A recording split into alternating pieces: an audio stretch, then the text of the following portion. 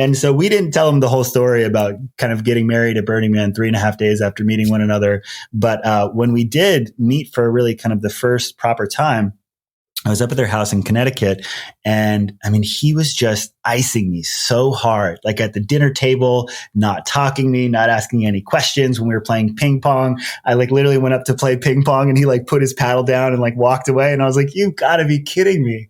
And I just remember having this moment where when I was leaving their house in the time, I grabbed her father. I said, "Raj, I'd love to." Actually, definitely Mr. Agarwal was not calling him Raj. I can imagine. Seeing the namesake, that there's that moment where, totally. They're like, definitely not communicating on a first name basis. I'm Srini Rao, and this is the Unmistakable Creative Podcast, where you get a window into the stories and insights of the most innovative and creative minds who've started movements, built thriving businesses, written best-selling books, and created insanely interesting art. For more, check out our 500-episode archive at unmistakablecreative.com. Andrew, welcome to the Unmistakable Creative. Thanks so much for taking the time to join us. Thank you for having me. Yeah, absolutely. It is my pleasure to have you here. So I actually found out about you and your work by way of one of our former guests, Miki Agarwal, who happens to also be your wife. And when she was suggesting people, the first person that came to the top of the list was you. And the funny thing is, while she was telling me about what you did, I had actually made a mental note to say, "Oh yeah, we should definitely have him." And you were the first person she suggested. But before we get into your work, I want to start with what I think is a very relevant question, given the nature of what I know about you. And that is, what social group were you a part of in high school? And what impact did that end up having on the choices that you've made throughout your life and throughout your career? Oh, what an interesting way to start the interview. I will start slightly before high school because it has a lot to do with really kind of my life's mission. So I grew up in Hawaii, going to public school. And what a lot of people don't know about Hawaii is that there's oftentimes a lot of racism towards upper middle class white people in those schools. So I had this interesting experience of racist kind of racism and prejudice and discrimination for being a white person, which certainly is an uncommon experience in America, and felt a lot of isolation growing up in Hawaii. And then when I moved to Northern Virginia, right outside of DC for high school, all I wanted to do more than anything was just to fit in, because I had experienced this loneliness, if I'm being really honest about it, for so much of my life. And so the social group that I ended up connecting with, I would say, is the jocks or the cool kids. And that was very intentional because I was trying so damn hard to fit in all the time. And so that, and how that contributed to, a lot of the businesses that I have ended up creating, a lot of the work that I put into the world as a writer and a speaker, is really about human connection. Because I dealt with that kind of loneliness and social isolation so intensely growing up that I was so kind of committed to never doing it again. And so I became obsessed with human connection and how do we belong. And for a lot of my early life, I spent a lot of time, trying to be the person that I thought other people wanted me to be, and contorting my words and my actions to fit in. And, at an early age, I realized that was kind of, for me, a fairly unfulfilling way to exist, and started to try and come up with ways to more authentically connect with other people and build community and express myself transparently. And so how my social group impacted me is that, I just feeling that sense of isolation and loneliness that I think, now you look at 50% of millennials and Gen Ys identify as being lonely. It's like the world needs reminders and support to be able to connect. And whether it's through my businesses or my voice and my writing, I'm really on a mission to help people in that way. Yeah. We'll get to your businesses. I want to go back to high school, particularly because I think that those of us who are never part of the groups of like cool kids or jocks, so, I think we have certain perceptions of what these people are like. So, some of my favorite TV shows are like 90210 and One Tree Hill and shit that's basically for teenage girls. Sure. One of my friends asked, he's like, what is this all about? I was like, what I think it is deep down? I said, these people live a life that was nothing like mine in high school. It was theirs is so much more fascinating. It's like vicariously experiencing the high school life I wish I had.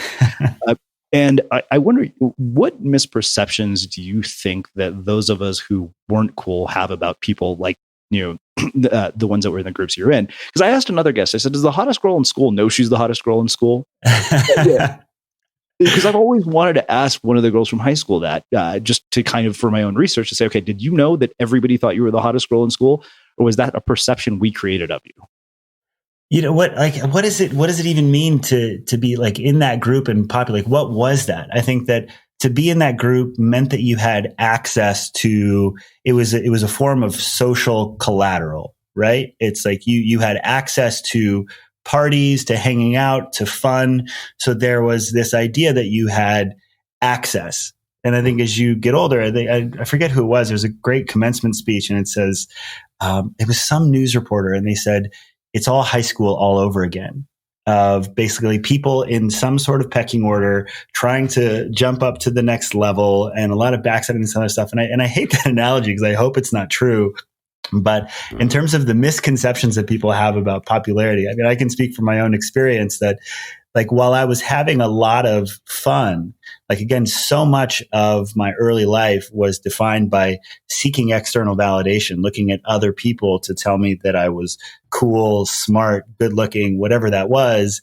And again, like, I think that what I learned is that anytime you're looking to associate with any sort of social group or people to find any sort of value, like, you are going to be seeking and kind of in this anxious loop for a really long time. And, that's where, I certainly experienced. So I think that, again, the idea of belonging to a certain social group and how that could bring you some sort of true fulfillment or confidence, I think is kind of a fallacy. And so that's what came up for me. Yeah. So one thing I wonder when you talk about access, right, is that I wonder, are our perceptions of how accessible these groups are completely off? Like, if I had actually made an effort to talk to any of these people, because it's funny, I reconnected with a friend on the streets of Costa Rica who somehow we had been in junior high together. We had a lot of the same, we were in the same schools. We had a lot of mutual friends. Then we moved away. Somehow we'd never been in the same class. And he just happened to see me wearing a Texas A&M shirt while walking around Tamarindo. And we had discovered 25 years later that we knew all these people, and we became friends. And the strange thing was, at the time, I thought, oh, this is a popular person who probably has no interest in being friends with somebody like me. So I wonder, is that sort of like idea that these people are inaccessible or they may shun or avoid us completely wrong? Like, if we actually made an effort. So that's one thing. The other, I know that you're a parent and I know you have very young kids, but how do you think about this in terms of raising kids and, teaching them about how to navigate the social dynamics of the shit show that is, being a teenager? Yeah. The first part that you talked about is, I think, just identifying how our perception of other people impacts how we show up. It's like, what is the story that we have about people? And so oftentimes when we have these stories of someone, whether, we're in high school and that's a popular person, or whether we're grown-ups and we're thinking about someone as a celebrity or a famous entrepreneur, it's like oftentimes our stories that we project onto these people, that they are not going to be interested in us, or that we won't have anything to say that is of value to them. Like, these stories and perceptions that we project on people have a very tangible impact on how we feel and how we end up showing up.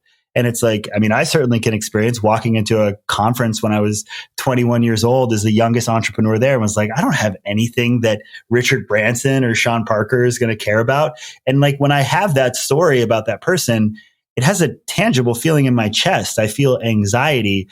And so, one of the things that I often talk about when I'm working with people as a communications trainer is that idea of kind of removing those stories as much as possible and trying to meet people as they are in the present moment, which is just based on, like, what do I want to talk about? What do I want to know about this person and what's happening right now? Because oftentimes when we're absent of those stories, we can meet people really kind of where they're at, as they are. And it's a lot easier to just be ourselves because we're responding to reality and not some story or idea that we have of people. So it's like, I think it removes other people's agency when we tell stories about who they are or what they want from us. And so it's so much more important to just show up really based on our internal motivation and how we want to show up. And And I think that, when it comes to raising kids and how they can navigate these types of social circles, I think that, again, really kind of how do we empower young people to connect with these kind of internal guides of who are we? What are my values? What do I care about? What am I interested in? And allowing our communication and our behavior to be something that flows freely from these internal motivators, as opposed to these kind of validation seeking practices that I think so many of us can identify with, and I certainly experienced. So I think that, I love the prompt of like, what do you wish you knew? What do you know now that you wish you knew when you were younger? And that would be one of the things, is just, having some of these questions to get to know myself a little more deeply and to just trust that with other people. Yeah. Well, I mean, I think that one of my earliest mentors, he used to say, he said, when you have people who are well known as guests, you become sort of fanboyish. And he said, keep that in check and see how it changes the interview. And what I realized was I was doing exactly what you're talking about. And the thing that I think I'm always after is to humanize people who I think appear to the outside world as superhuman, which is why I ask these really strange questions that have nothing to do with their accomplishments. Yeah, totally. I mean, I love that idea of getting people to answer something that hasn't been templatized in their own mind is like a great pathway to get some sort of authentic reaction, and just sets the foundation for like where we're going to go in the interview, which I think I already feel with you, again, of thinking about my experience of racism as a little white dude in Hawaii in my social group. I'm working through this for the first time with you right now. And because of that, I feel alive. I'm really present to this. It feels very real. And I think that those types of unorthodox or just pointy questions can do that, which is great. Well, I think, it's a fitting transition to what I want to talk about next, which is race. We've had your wife here who's mixed race. And I know that for you to like marry a woman who's, part Indian, part Japanese, like you're integrating all of these cultures. I think racism is something that's really fascinating to me, particularly as somebody who was an Indian kid who grew up in a predominantly white town. And I think that, we were driving through Colorado. We were in some really sort of, backwards place at the border of Colorado and some other state when we were coming here to Boulder. And my roommate and I walked into some hotel, and I was really tired. And I was like, look, man, I just want to get a drink and get a burger. And, I think literally there was nothing but white people in there. It was just like, it seemed like pretty much straight up rednecks. And we walked in and the place went just completely dead silent. And I barely noticed it because I was so tired. And I was just like, okay, you know what? I'm like, let's get a wine and a burger. I don't want to go anywhere. I just want to go back up to the room, play Xbox, and get the hell to Boulder. And it was kind of funny because my roommate noticed that it was racism. He was like, dude, that was straight up racism. I was like, really? I'm like, wow. For a white person, you're more offended by the racism towards Indian people than I am. But I think that's partially because we've been desensitized to it. So, on that whole sort of, note, I mean, when you think about integrating cultures, particularly as somebody who's white, like what has that experience been like for you to try to bring in new culture and, experience it and try to understand it? Because I have friends who will say, okay, you know what, like, yes, if we married an Indian girl, if you marry an Indian girl, it'll be easier. There's no question about it. There are just certain sort of things that make sense to Indian parents. Like, this is the example I always come back to is if you brought a girl that you were dating home for 7 months and you said you need to sleep in a separate bedroom to her and she was Indian, she'd be like, yeah, of course I do. If you said that to a girl who wasn't Indian, she might be like, what? But, one thing I'll say about, how I think about integrating this stuff is I'm doing a workshop this week with several kind of leaders in the world of men's work. So people that do kind of training, seminars, writers, speakers. And we just read the book White Fragility by Robin DiAngelo. And so it's kind of the idea of how white people have never really, they've been taught to kind of think that race matters, but they've never really been taught to evaluate their own race, that their being white doesn't really matter. And so there's like a lot of discomfort around discussing topics of race, especially with white people, because in a way that's kind of like a path to sustain their place of kind of dominance in a social structure. And so I think that what I would say I think about this is that I just try to stay in these conversations even when they feel uncomfortable, and like building up kind of a tolerance and capacity to hold racial conversations that may be uncomfortable. And I'm really fascinated again by identity and like who we think we are drives what we do in the world. And I think that whether we're conscious of it or unconscious of it, our race, our sexuality, our gender, these are identities that we have that we've been socialized to make those mean something. It's like to be a man means something to me subconsciously. To be white, means something to me subconsciously. There's all these elements of socialization. We've been taught what these mean. And so it's important to, I think, explore identity, whether that is race, whether that's like, my whiteness, whether that's my being straight, a man, because when we explore identity and some of the subconscious meaning that we have kind of assigned to those identities, then we start to understand kind of some of these rigid roles, some of these forces that drive who we are and how we operate in the world. And so for me personally, like, I really do believe, I'm an individualist, and like that I have a sense of control over my own being and how I show up in the world. And so by addressing these identities, we can kind of transcend them altogether and access deeper levels of freedom, of being like who we are, kind of at this much deeper spiritual level. And so I think that I like to address race because I think that there is underneath all of us like something else that is truer, more personal, that everyone should have a right to explore, to connect with. And certainly there are societal implications as well, and injustices. The definition of racism from Robin DiAngelo's book is the idea that there is prejudice, and prejudice is just basically judging someone based on their social group. And then you have discrimination, which is when someone backs up this judgment of someone based on their social group with action. There's an active prejudice. And then racism is actually more of an institutional, systematic inequality that exists between social groups. And it's interesting to talk about that, of just like identifying that, especially as it relates to race, that for someone to be called a racist, it's very hard for them to own that, of like maybe a little bit of racism. It's obviously binary. You're either racist or you're not. And that, it's like, well, there's nuance, and so how do you have this conversation that is nuanced? And so as a communications trainer, I think that's what's interesting for me, of like, how do we open up these conversations that are nuanced, that aren't so targeted, that are assigning these things to people, but just allowing us to explore our ideas and our feelings openly and without a lot of judgment. So we know a lot of you have been listening to us for years, and it means the world to us. What we do here at the Unmistakable Creative wouldn't be possible without the support of our listeners. If the podcast has been valuable to you, one of the best ways you can support us is to subscribe to Unmistakable Creative Prime, which gives you access to transcripts, all of our courses, monthly coaching calls, live chats with our guests, and an incredible community of creatives. And it costs less than you spend on a cup of coffee every month. For the school teachers and people in our education system, Prime is completely free to help you with this transition to teaching online. We've packed it with a ton of value and actionable content, and we hope you'll check it out. Just go to unmistakablecreative.com/prime to learn more. Again, that's unmistakablecreative.com/prime.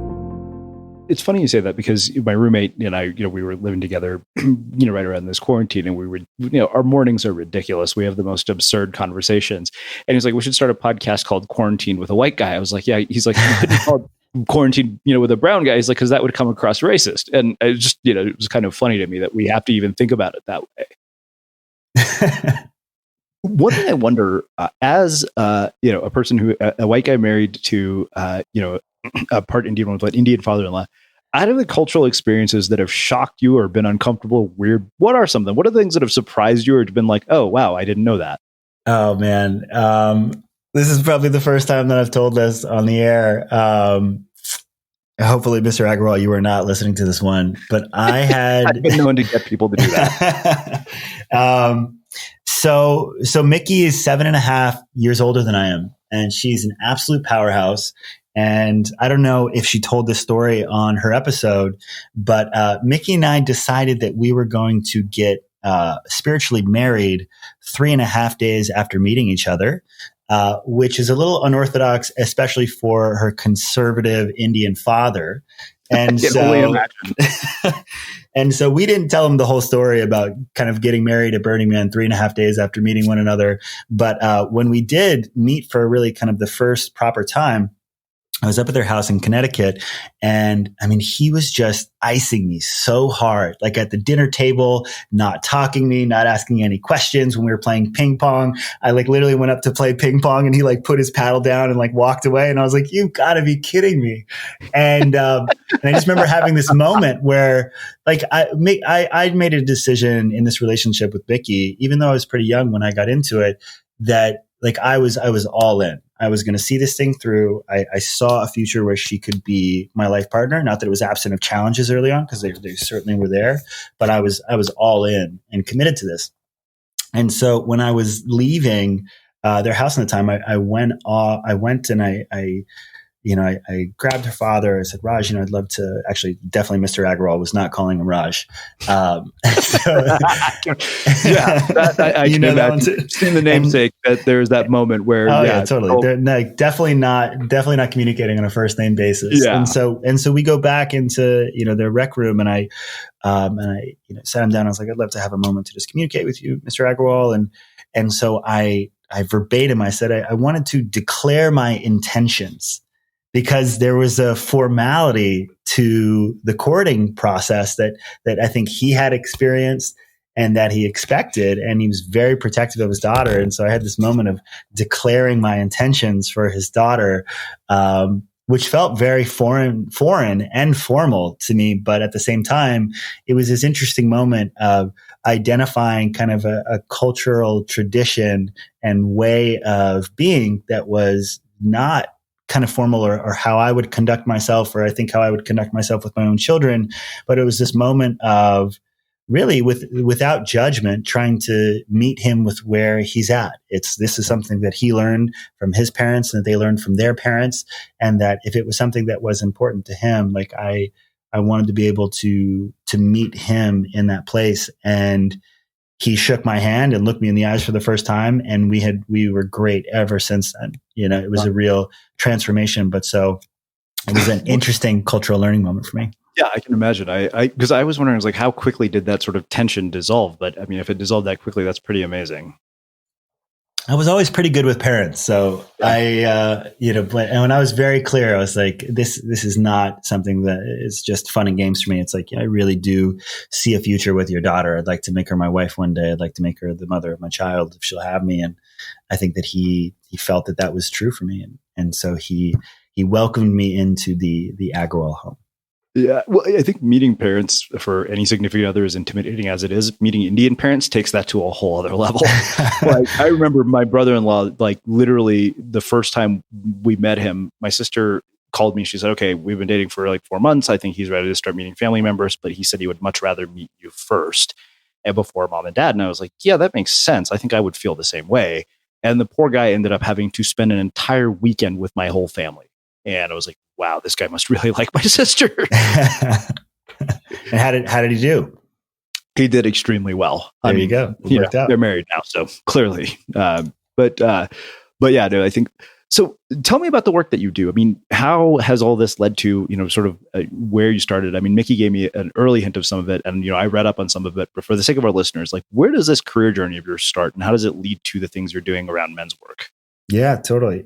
So I'll start quickly with when I got into high school and even through college, I was finding a lot of excitement in partying and promoting in nightclubs, and was a very exciting lifestyle, but very unrewarding, unfulfilling. And after graduating from college, the only jobs that I could get were in basically hotels, and I just did not give a crap about anything that I had lined up. And so I just read Into the Wild, great John Krakauer book, and then adapted into a movie about Christopher McCandless, graduates from Emory, then hitchhikes across the country to Alaska. So I was not going to hitchhike, but I decided that I was going to basically put off all of my job offers. And my dad was moving to Alaska, and we drove to Alaska for 2 months. And it was kind of this exploration of self. It was the first time that I was asking myself questions about who I was, what I wanted to do with my life. And there was one conversation that I think was one of the more transformative moments of my life. as we were driving through Michigan, and I was talking to my dad about his time in the military, and he was an experimental test pilot, and he flew in Vietnam. And as I was talking to him about his time in the military, I just noticed kind of his cadence and his tonality and how it changed. And I was like, wow, you sound like you were really proud of the work you did then. And he just looked back at me and he was like, yeah, I am. And he looked back at me and he said, what's the last thing you've done that you're proud of? And the reality for me is that I had, sports accomplishments, winning like kind of like house athletic competitions and different things like that. But nothing sustained that really came to mind. And then I just sat there for like 10 minutes. And then after that 10 minutes, I finally had this one ping of something that came up. And 2 years before that, I'd worked for this children's nonprofit doing adaptive athletics in Chicago. So helping young kids with disabilities to go water skiing, to play volleyball, to play ice hockey, to play baseball with the White Sox. And I had helped them to raise tens of thousands of dollars for those kids. I had flyer bombed North Beach, raising money for events. I had, stayed late kind of working on these programs. And at the time, I just thought it was fun. It never really resonated as deeply meaningful for me. I was just enjoying the work. And I look back on it and I had this kind of clarity that thinking back on that 3-month stretch, I still felt this sense of pride from that work. And as I was talking about it, my dad just looks back at me and very simply says, so why don't you just do more of that? And, I think in a place in my life where I had no idea what I wanted to do, what was meaningful, I had this grain of truth that when I was engaged in the sustained helping of these kids and I was of service, that I felt good about myself. And so that really sparked me on the path of seeking kind of a career in the world of service. And I was always kind of creative and knew I wanted to do my own thing. I was not very hireable at that time. And so I was passionate about entrepreneurship. And several years later, I started my first children's nonprofit. And without getting too deep into that, I was working as an executive recruiter from 8 a.m. in the morning to 6 p.m. and then 6 p.m. to 12 a.m. 4 days a week. I was starting Dreams for Kids DC. And after several years, we ended up becoming one of the premier adaptive athletic providers in Washington, DC. And so we do large scale adaptive clinics with the Washington Capitals, the Wizards, the Redskins, and basically create these life-changing events for kids with physical developmental disabilities to come together, experience these sports. And then we funnel them into our community partners who are doing sustained athletic programming. And, for me, sports were always such a big part of my life. And it was really how I came together, developed friendships, stayed engaged with my community. And so for so many young people with disabilities, they don't have those same sort of sustained opportunities. And it's why, those athletic opportunities was a chance for me to do something that was really important for me growing up, to offer that to this disenfranchised community that oftentimes doesn't have that same opportunity. And after 3 years, we sustained that. I brought in a new executive director, and that was my first thing. But that was really foundationally I just knew that I needed to be engaged in the practice of serving others in a way that felt meaningful to myself, to be fulfilled. And so I did that for several years, and then I wanted to make money for a couple of years and started an agency and built a bunch of websites and did that, and was like, well, this isn't enough. And in 2014, I started my next company called Tribute, which is at this very moment during social quarantine, having quite a moment. But Mickey, who was my girlfriend at the time, basically decided that she was going to get me a very special gift. So Mickey rounded up 20 of my closest friends and family members. She got each of them to submit a 1-minute video telling me why they love me. And then she compiled all those clips into one video montage. And when I got home to our house on my birthday, she'd invited 20 friends over. She sat me in the back of the room. She put this video on and she hits play. And so here I'm in the back of the room, and the first person up is my mom, and she's telling me how grateful she is that I've been supporting her business. And then my dad, who says, I love you. And I know he loves me, but he doesn't say those words a lot. And then it's my friend Matt, who called me his best friend for the first time. And I had felt like we were best friends, but we hadn't put words to it. It's an interesting experience as an adult to get a new best friend. And at this moment in the video, I just started bawling, because it was overwhelming. I was with these people I loved, and they were telling me exactly why they appreciated me and how it impacted their lives. And it was this transformative moment of like acknowledging my own self-worth and loving myself because the people I cared about were showing me how much they love me. And I came out of this and I looked at Mickey and I was like, this is the best thing I've ever received. How did you do this? And then she just looks back at me and she was like, well, it actually sucked. And I was like, what do you mean? And she's like, well, it took 15 hours of emailing people, collecting videos, stitching them together. And so I walked into the next room and I kid you not, it took 1 minute and I had the name Tribute. And I just realized that this is such a powerful experience. I basically just watched my eulogy when I was 27, which is a much better time to watch it than when you're dead and in the ground. And so that started in 2014. And I get goosebumps talking about it right now. We've been doing it for 6 years. And, we're on track to have 1 million people on the site this month. And we've launched since quarantine for COVID started, almost 50,000 tributes. And wow, the New Yorkers called us Hallmark 2.0. We've been on the Today Show. We were on Good Housekeeping yesterday, Real Simple today. And, but really in a time where, technology is really, it's called social media, but a lot of times, it's what the architects of our digital universe are optimizing for is usage, is not our well-being. It's like the designers at Instagram or Facebook basically get a bonus because you're spending more time on their site. But are you happier? Are you more fulfilled when you spend more times on those platforms? There's this paradox of, the value that we want versus what they're designing for. And at Tribute, one of the craziest things is like our KPIs are human connection or something we call TOJ. And I kid you not, after 500,000 of these given, we track TOJ, which stands for Tears of Joy. Did the recipient cry tears of joy when they watched their video? And over 80% of our customers cry tears of joy when they watch their video. I so want to make one. Like I literally, it's funny because I just had a birthday this weekend and I'm thinking, wow, I would have been in tears if somebody made me one of those. But it makes me think, oh, my dad has a birthday coming up sometime in July. So now I think I know what I'm going to do. There you go, man. And it's just that. It's like, and how this ties to the through line is Dreams for Kids was building community for people who didn't have it. It's when it comes to Tribute, it is appreciation is one of the foundational elements of meaningful connection. Is that for people to feel connected in their relationships, they need to feel seen, supported, heard. And Tribute is a technology that makes it easier for people around the globe to share their appreciation with the people they care about. There's one story that stands out that I have to tell here, and it's we do a lot of work with companies, and there's just this one. It's because a lot of people who are listening, whether they're entrepreneurs running companies, so this team reached out to us and they said, so we have a woman who is retiring after 35 years with our company.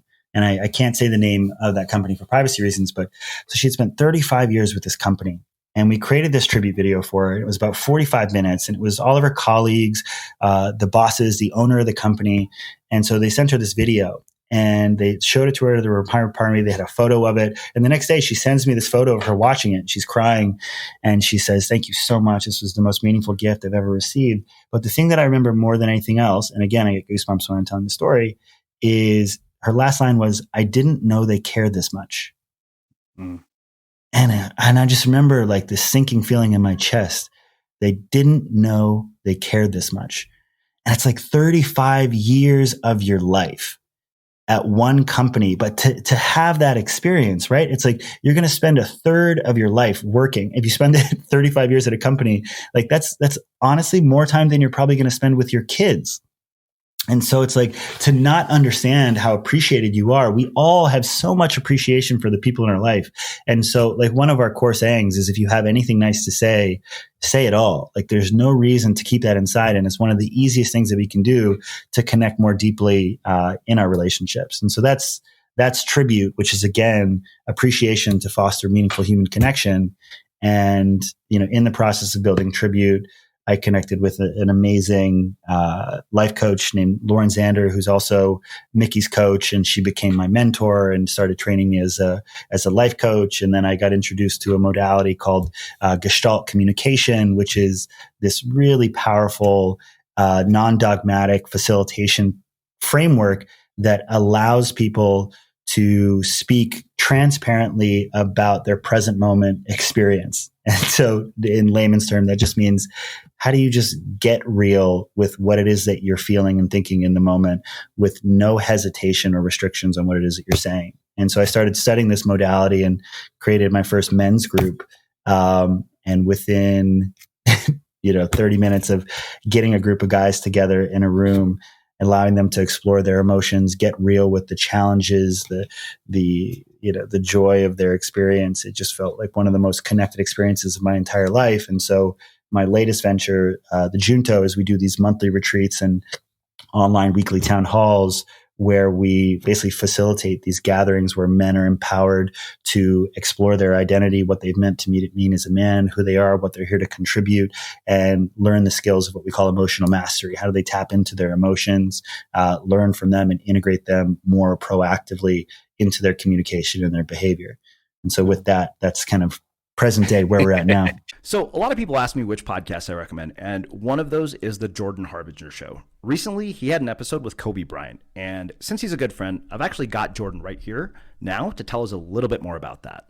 Kobe Bryant's a fascinating guy, or was a fascinating guy, I should say. I didn't want to ask him things about basketball because it just seemed like an opportunity to ask him things that had nothing to do with basketball for once. And Kobe was an interested parent, but also very, very creative. We talked a lot, in fact, mostly about the children's book that he had published, how it was designed, how he stays in the mind of a designer, how he hires people and manages. And it's definitely not the same thing we saw on the basketball court. And I got him to admit that he loves Taylor Swift. So that was kind of funny as well. Of course, you can find that episode linked in the show notes, and you can find the Jordan Harbinger Show anywhere you get your podcasts. Wow. So I think that the thing that really struck me out of everything, I mean, all of them, each one of them, I think, we could probably do an hour conversation on each one just based on everything you told me. But the moment with your dad, you're really young to have recognized the importance of what he told you. Why do you think you had the self-awareness to pursue something that you found that engaging at that early of an age? Because I don't think that most people do. I mean, at least when I went to college, it was like, oh, you have this Berkeley degree, like go get yourself a job at like Accenture, Google, or, anybody else in the Bay Area who would actually hire you that would look good on a resume. Like that is kind of the default sort of narrative of people who come out of these sort of Ivy League schools or, top schools. But I mean, this is something in every story you've told, I noticed this pattern of an unusually high level of self-awareness for somebody as young as you were. Why do you think that is?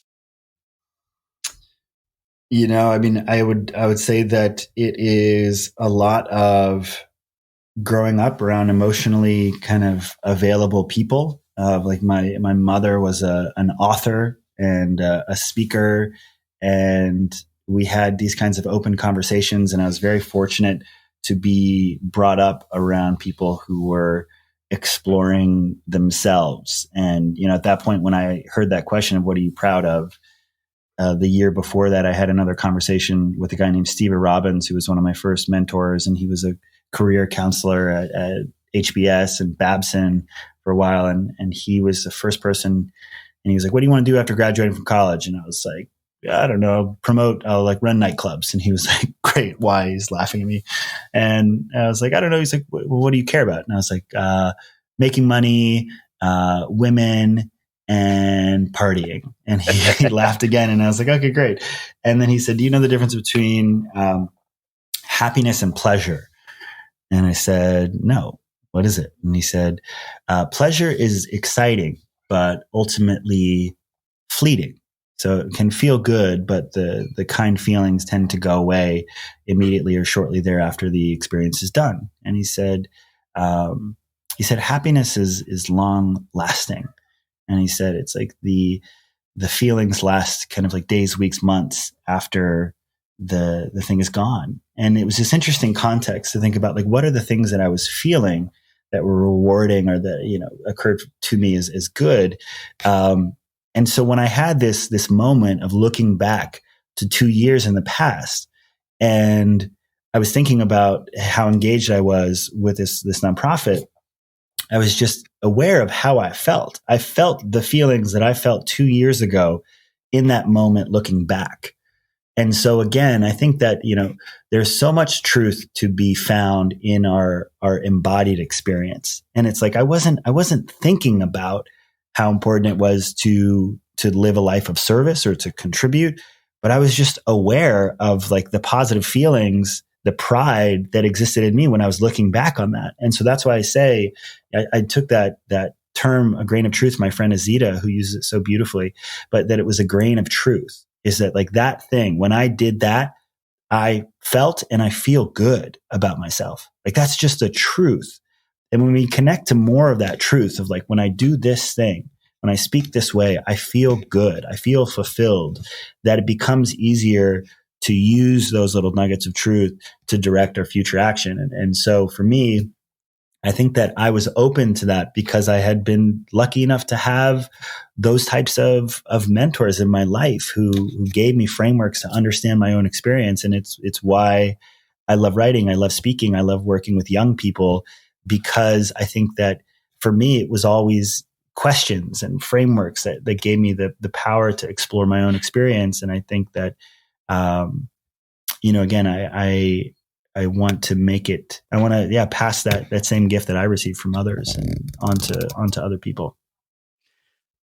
Let's explore this idea of appreciation in a bit more detail, because it's funny because suddenly the whole thing makes a lot more sense to me now, because I remember in Mickey's book, when I got it, there was one thing that I remember I said I didn't want to leave our conversation without asking her about, and it was the yearbook that you make at the end of every year. And so I said, you have to tell me about this, mainly because I thought, oh, wow, I've totally got to steal this idea. This is so brilliant. But I think that I had no idea that people could go 35 years and not recognize, how much they're appreciated. And I think that I can tell you that there are definitely moments when I wouldn't have noticed. I was like, I think it's that whole Seth Godin thing of, would people miss you if you were gone? Mm-hmm. And I think a lot of people don't feel like other people would. And how do you get over that? I mean, like, what can we do for those people? Totally. I think that and I talk about this, especially within a corporate context, or speaking, but it's like there's a cycle of ingratitude that exists because there can be some nerves, some anxiety around telling someone, hey, I love you. Here's how you've impacted, my life. Because what if they don't say that? What if they don't appreciate you? Or in the corporate context, if I share my appreciation openly with my employees, will they then take advantage of me? Will they then ask for more money? We attach all these stories to it. But what's positive and what's enheartening about this is that there are studies that show that people who express their appreciation more actively at work are thought to be more successful bosses. They climb the corporate ranks more quickly. These are kind of studies coming out of Wharton about employee recognition. And so in terms of the things that keep people from expressing their gratitude, I think that there is some fear and anxiety around like how it will be received. And I think that what's important there is, again, as we come back to that idea of internal motivation versus external validation of like, look, if you think about the last time that someone shared a compliment with you, the last time that someone told you that you were awesome, how did that feel? It was good. It was awesome, right? It's like, unless you're kind of catcalling or doing something obviously appropriate, sharing your appreciation for someone is almost always a welcomed kind of experience to receive. There is really no good reason to keep our appreciation inside. And there's a lot of studies that talk about the practice of gratitude as one of the simplest things that we can do to uplift our subjective well-being. And so, when we think about sharing our appreciation for people, that is gratitude. It's like you can be grateful for a person, a place, or a thing, but I would say that the one that's most important is being grateful for people, because then it connects you into your relationships, which has been shown to be like one of the most significant variables in long-term kind of like sustained happiness. So I think it's removing those barriers and making it clear like how simple and effective gratitude is for being happy and feeling connected to the people in your life. Let's talk about the men's work in particular. I think that your men's work over the last probably 15 to 20 years has undergone a very significant evolution. And I only know this because, it was my entry point into personal development, which was the seduction community, which I think most of us who had been through it will look back on it and say that was, one of those things we look at and we're like, wow, that was terrible. But I think it spoke to a much deeper issue, which is I think there's no area of life that men, I think, stress as much about. I think it was pretty clear even what you said, when somebody asked you, what are you interested in? You said women, nightclubs, and money. Yeah. That is such a I think for so many men, I mean, myself included, like their success or lack thereof with women becomes such a defining part of their self-worth and their identity. Because that is the message we get constantly from the world around us. I mean, you watch a TV show like Entourage. What is the clear message? This is the standard by which this is what success with women looks like, and that is deeply embedded in pop culture. And yet, I mean, like the funny thing is, I'm working on a new book about, sort of this whole idea of a portfolio of meaning. And I said, look, this became such an issue for me that, it became my entry point into personal development. I spent all these years fixing myself, quote unquote, and here I am 42 and still single. So what gives? But more than that, what I wonder is that, one is how has this evolved? Because I think there's one thing I saw on your website that you said modern masculinity and emotional maturity. So one, address my comments however you want, but talk to me about how you define modern masculinity. Yeah, I think that modern masculinity is always a moving target. Masculinity is always a moving target. The definition of masculinity is simply a collection of traits, behaviors, and expectations that we associate with the experience of a man. And so it is a subjective, societally accepted definition of manhood, right? And so I think that it is interesting to identify like what are these trends and themes that do exist for the experience of men, but that certainly varies across sexuality. It differs across race. And I think that the reason that masculinity and the exploration of it is important is, again, what we talked about before with race is, again, it comes down to identity. And James Clear speaks really beautifully about identity in Atomic Habits. And he talks about the identity model of change. And he says basically that like who we think we are determines what we do. And when it comes to behavior change, to freedom, to being ourselves, who we want to be in the world, like we can think about the behaviors or the results that we want. Like we can think of change as a two-part system, which we normally do. It's like, so I want to be successful with women. Okay, so I want to be successful with women. I want to be desirable to women. There's the result that I want. So what are the behaviors that I can introduce? Well, I can go to the gym. I can learn pickup and communication techniques. But ultimately, it's like if we just think about the behaviors that we introduce and we don't deal with our identity, which is who we think we are. So if we think that deep down subconsciously, we're undesirable, unattractive, never going to be in a relationship, afraid of commitment, that as much as we can consciously put in those behaviors, we'll revert back to the behaviors that kind of coincide with that deep down identity. And I think that for men, masculinity, what we've made to be man is so much conditioned by our relationship with our father, socialized by what we experienced growing up through the media. And when we start to understand what we've made it mean to be a man, then we can start to think, well, actually, like what are masculine characteristics that I find to be useful? What are the ones that I find to be harmful? What are the feminine characteristics that I find to be useful, that I find to be harmful? And so then we create this more conscious understanding of masculinity. And we can dive even deeper that to say like what we talked about before, which is like beyond masculinity, who am I? And what is that identity that I'm going to consciously remember and construct and not who I think society needs or expects me to be? It's about that deeper level of freedom. And so that's how I think about masculinity and why I think it's really interesting from a personal development standpoint.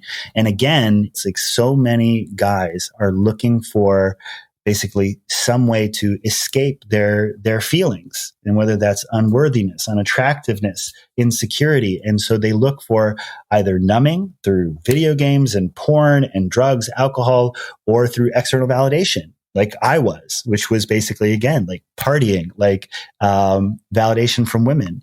Like we're going to be in a constant state of searching and unease. And so it's really important to connect with those internal motivators, which is what so much of our men's work is about. Yeah. So we had Brett McKay here from The Art of Manliness, and this was probably one of my favorite conversations in terms of how he defined this. He was sort of comparing, what made The Art of Manliness popular. But one thing he said that always stayed with me was his definition of modern masculinity was Coach Taylor on Friday Night Lights, and I was like, yeah, I could see that, because to me, in a lot of ways, my roommates and I are watching the show. Like, this is the sixth time I think I've watched every season all the way through. But there is something really interesting about this guy, because he's like such a hard ass around his football team, but he comes unglued around his wife and daughter that kind of softens him. And to me, it's like, wow, there's something, and yet there's an immense amount of integrity in who he is as a person, which I appreciate. So one thing I wonder is, and I've seen this with a lot of friends, and my friends have even said, this is something that we've seen change in you, is I think that when we're young, particularly for men, so many of the choices that we make in our dating lives are driven by external validation. It's like, oh, well, my friends think this girl is hot. Will she look good, next to me, when I'm going to a restaurant, whatever. How has that evolved for you with age? Like, when you get to the point of connecting with somebody like Mickey, to the point where you're like, oh, I want this person to be my life partner. Because clearly, the beginning of this, just from what you told me, nightclubs and, hot women and money, there's a very different value system by which you were making choices. Man, I laugh because it's funny to think about it. It has, the best way I can explain the evolution of my experience of dating and women and love is, so it's really what I said in my wedding vows to Mickey. And there's a beautiful story that not a lot of people know about Viktor Frankl and Abraham Maslow. And so I discovered this as I was writing my wedding vows. And so Maslow's hierarchy of needs. And as many people are familiar with it, at the very tip of Maslow's hierarchy of needs is self-actualization. And so self-actualization is thought to be the peak expression of human experience. And that's what I was taught in school. That's what I was familiar with. But what I didn't know is that, and this is true, you can look it up on Google if you type in basically Abraham Maslow's amended hierarchy of needs, is that towards the end of his life, he developed a relationship with Viktor Frankl. And Viktor Frankl wrote Man's Search for Meaning, and survived the concentration camps. And so in this book, he basically introduced Maslow to his thinking on purpose. And what Maslow realized after developing this relationship is that the peak expression of human experience was not self-actualization. That if your goal is self-actualization, it's a fallacy unto itself, because if you actualize the self, then a new precipice of achievement immediately appears in the same moment. So it's not really possible. He said that if you ever want to actualize the self, you have to have a goal that is greater than the self. And so he amended his hierarchy of needs so that self-transcendence is at the very top, and that you have to be, whether it's a person, a place, a thing. And so for me, how my thinking about love and relationships have evolved is that I think that the best relationships in mine with Mickey, of why I love Mickey, why I am committed to her, is because I'm so grounded into the belief and the truth that the best version of me, whoever I am destined to become, only exists in the context where I'm fully committed to her and our relationship before me. It's by prioritizing these things. Who she is just works for me, that prioritizing that is tantamount to my own development, growth, evolution as a person. And so it's kind of a more intricate way of saying that, like, she makes me the best version of myself, but it's even more than that. It's like the best version of myself is not possible without someone like her in a relationship like the one that we have to commit to. And so, I think that is for me, because I think that people seek relationships for different reasons. But for me, I think that is such an important facet of what I was looking for, was in that growth, was in that challenge, and in that connection. And she gives me that. And so that's probably as closely as I could articulate my current thinking on love and relationships. Wow. Well, I think that makes a really beautiful and fitting place to wrap up our conversation. So I have one final question for you, which is how we finish all of our interviews. What do you think it is that makes somebody or something unmistakable? I love that. I just pause for a moment. It is the truth. And it is, and we talk about this in men's work, that when someone is telling you the truth, we talk a lot about transparency, like transparently transmitting the emotion or thought that's present with you, not guarding it at all.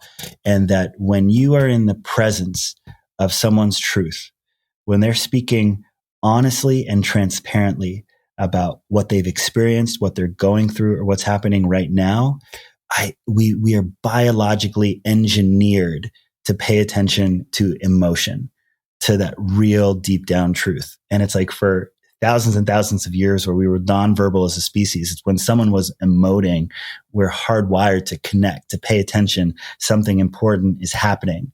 And so the process of getting in touch with that truth and giving it a voice is one of the most powerful ways to show up for others as real unmistakable. Amazing.